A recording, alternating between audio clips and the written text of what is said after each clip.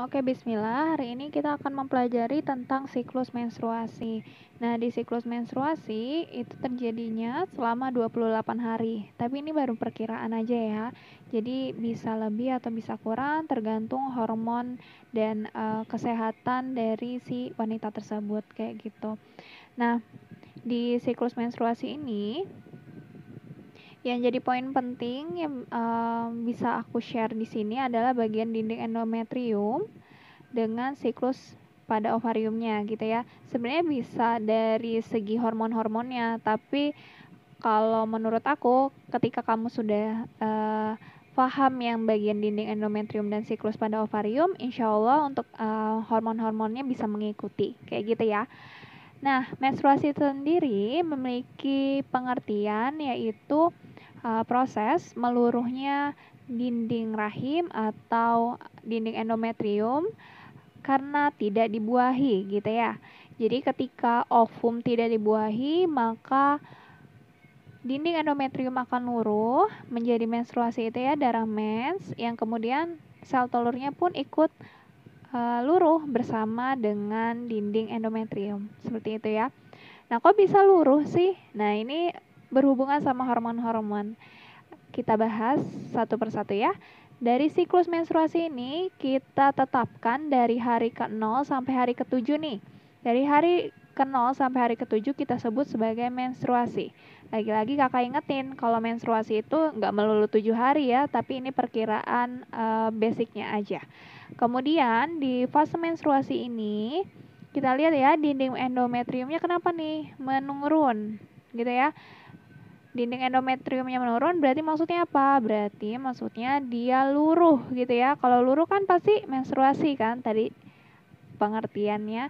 Nah, kenapa bisa luruh? Ternyata akibat progesteron dan estrogennya juga turun. Emang fungsinya apa? Progesteron dan estrogen fungsinya adalah nih, progesteron berfungsi sebagai penebalan endometrium, kemudian estrogen berfungsi sebagai ciri kelamin sekunder pada wanita, misalnya pinggul membesar, payudara, dan lain-lain gitu ya. Ini pelajaran kelas SD nih, pasti insya Allah udah paham ya. Kemudian karena progesteron turun, maka dinding endometrium pun turun. Ya iyalah, kan progesteron tadi untuk apa? Penebalan gitu ya. Maka kalau dia turun, nggak tebel dong ya, tipis atau luruh gitu. Nah, kemudian setelah hari ke-7 ini masuk ke fase proliferasi.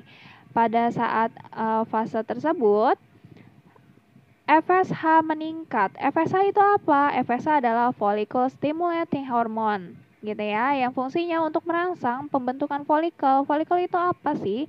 Yaitu bakal calon ovum gitu ya. Nah, di sini dinding endometrium lama-lama mulai menebal. Kenapa? Karena sudah untuk mempersiapkan gitu ya, ada ovum yang ingin menempel nih di dinding endometrium, maka Allah menciptakan sedemikian rupa agar dinding endometriumnya semakin menebal seperti itu. Nah, kenapa nih? Karena si hormon FSH ini. Kemudian di sebelum hari ke-14 ini adalah hari ovulasi gitu ya.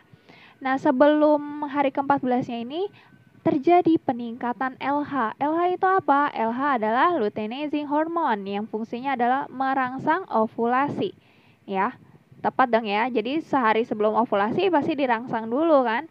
Nah, dirangsangnya ini ovulasi itu adalah keluarnya ovum dari ovarium. Jadi keluar nih si ovum atau yang kita sempat bahas yaitu ootit ya. Ootitnya keluar gitu ya, yang kemudian akan ready nih kalau misalnya untuk dibuahi oleh sperma gitu ya. Maka setelah terjadinya ovulasi akan masuk ke fase sekretori gitu ya. Nah, di sekretori ini progesteronnya meningkat, estrogennya pun meningkat. Kenapa kok meningkat? Karena ini untuk mempersiapkan endometriumnya gitu ya, supaya tebal gitu ya, supaya si ovumnya bisa menempel secara sempurna gitu ketika dibuahi. Tapi Kalau menstruasi pasti tidak terjadi pembuahan dong ya. Kalau tidak terjadi pembuahan maka apa yang terjadi? Akan menurun ya. Jadi habis dari sini lanjutannya ke sini. Masuk lagi ke hari ke-0 gitu ya. Mulai lagi yang baru, luruh lagi, lanjut lagi kayak gitu. Nah, sampai di sini paham? Ini kalau kita lihat dari dinding endometriumnya. Sebenarnya kalau misalnya kita lihat dari siklus pada ovarium, kurang lebih sama ya. Tapi kakak jelaskan juga nih. Jadi saat fase menstruasi, si dinding endometrium kan luruh nih ya.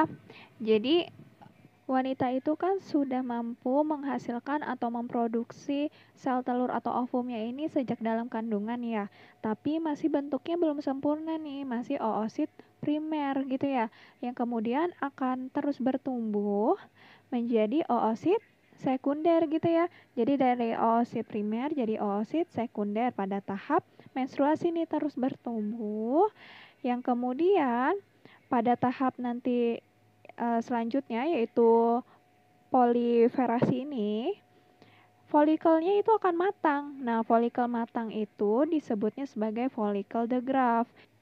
Kemudian pada tahap ovulasi nanti nih, si folikelnya ini akan pecah gitu ya, akan pecah sehingga oosit sekundernya akan keluar. Oosit sekundernya nih keluar gitu ya, keluar kemudian membelah menjadi ootit dan akan siap dibuahi. Nah, dari folikel de Graaff-nya ini nanti akan membentuk yang namanya corpus luteum gitu ya.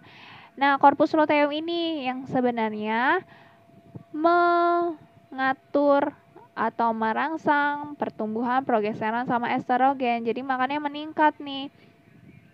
Tapi ketika tidak dibuahi, maka corpus luteum lama-lama akan terdegradasi atau menjadi menciut gitu ya, mengkerut, kemudian hancur, seperti itu.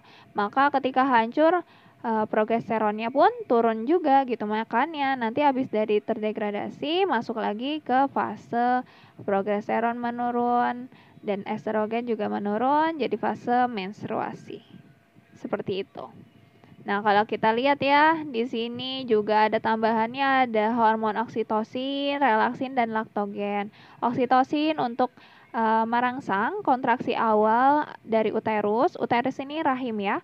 Kalau relaksin berfungsi merangsang ligamen pelvis untuk mengistirahatkan kontraksi. Kemudian kalau laktogen, nah ini untuk merangsang pembentukan air susu. Gitu. Sampai di sini paham? Semoga bermanfaat.